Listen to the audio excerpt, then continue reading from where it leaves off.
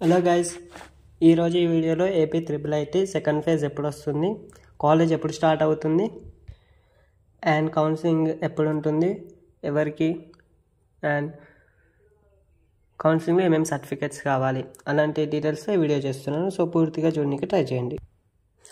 అండి, నేను IIIT Basar student. AP IIIT కానీ బాసర్ IIIT కానీ ఏమన్నా ఇన్ఫర్మేషన్ కావాలంటే నాకు కామెంట్ చేస్తే నేను రిప్లై ఇవ్వడానికి ట్రై చేస్తాను. ఒకవేళ రిప్లై ఇవ్వలేకపోతే వీడియో చేయడానికి ట్రై చేస్తాను.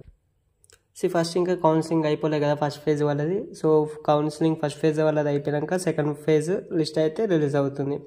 అండ్ కొంతమంది కామెంట్ చేశారు, బ్రో అంటే ఎవరో పేరెంట్స్ అనుకుంటా, మా అబ్బాయి ఫస్ట్ 585 మార్క్స్ వచ్చి గవర్నమెంట్ స్కూల్ అనుకుంటా.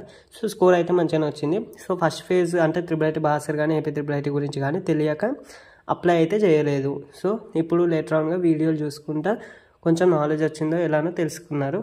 సో వాళ్ళు ఏమంటున్నారంటే, బ్రో అప్లికేషన్స్ అయిపోయాయి కదా, ఫస్ట్ ఫేజ్ లిస్ట్ వచ్చింది, సెకండ్ ఫేజ్కి అప్లై చేసుకోవచ్చు, అలా ఏమైనా ఛాన్స్ ఉంటుందా, సెకండ్ ఫేజ్కి ఏమైనా ఛాన్స్ ఉంటుందా అని కామెంట్ చేశారు.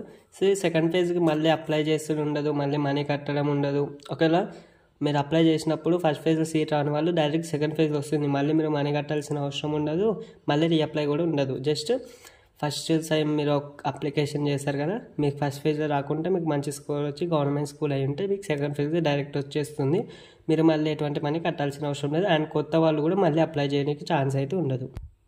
సో మీకు 11th జూలై లిస్ట్ అయితే వచ్చింది, first phase list.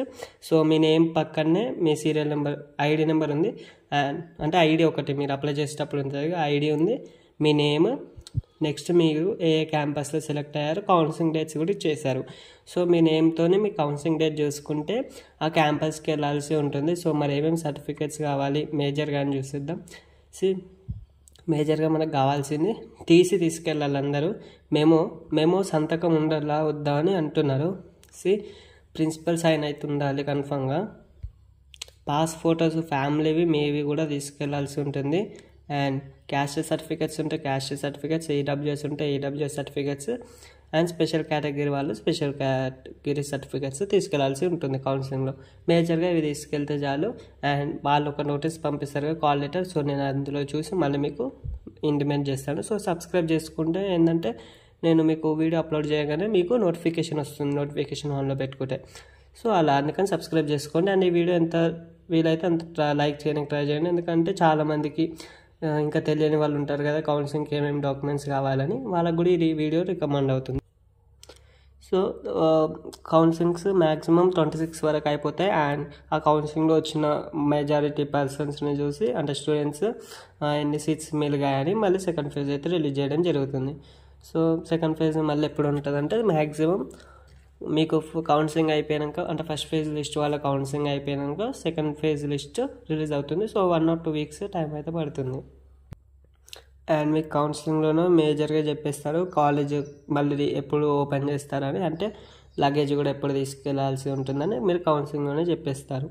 And counselling process ఎలా ఉంటుంది, కౌన్సిలింగ్లో కొన్ని మిస్టేక్స్ చేయకూడదు, ఆ మిస్టేక్స్ ఏంటివి అనే ఒక వీడియో చేశాను, మీరు మన ఛానల్లోకి వెళ్ళి చూడండి.